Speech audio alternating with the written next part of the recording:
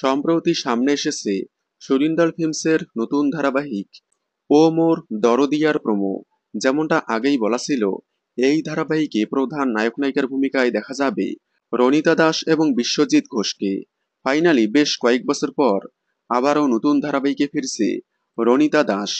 অন্যদিকে কে আপন কে পর শেষ হওয়ার পর বিশ্বজিৎ ঘোষকে জলসার আর কোনো ধারাবাহিকে দেখা যায়নি।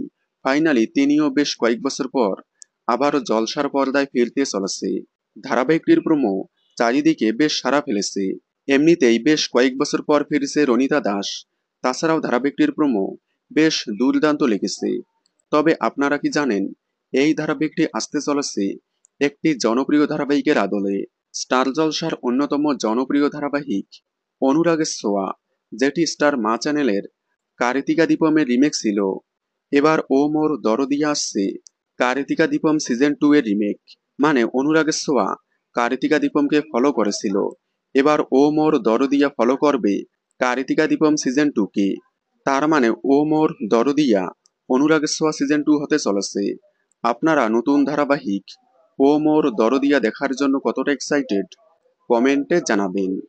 বাংলা বিনোদনের এই ধরনের সকল আপডেট সবার আগে পেতে চ্যানেলটি সাবস্ক্রাইব করে পাশে থাকা বেল আইকনটি বাজিয়ে দিন। ধন্যবাদ।